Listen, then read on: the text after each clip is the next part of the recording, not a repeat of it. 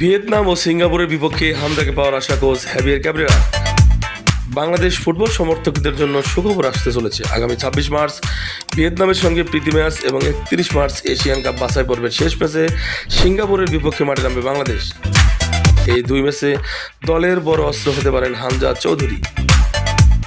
চোটের কারণে গত সপ্তাহ থেকে মাঠের বাইরে থাকা হামজা দলের জন্য বড় শূন্যতা তৈরি করেছে। সাধারণত 6 থেকে 8 সপ্তাহ সময় লাগে তার পুরোপুরি সেরে ওঠার জন্য, কিন্তু কোচ হ্যাভিয়ের ক্যাব্রেরা বিশ্বাস সময় এবং পরিস্থিতি অনুকূলে থাকায় আগামী মাসের শেষের দিকে মাঠে ফিরবেন হামজা চৌধুরী। ক্যাব্রেরা বলেন, চোট থাকলেও আমরা পুরোপুরি আশাবাদী হামজা আমাদের দলের জন্য খেলতে পারবেন। তার উপস্থিতি আমাদের আক্রমণাত্মক শক্তি এবং কৌশলে গুরুত্বপূর্ণ ভূমিকা রাখবে।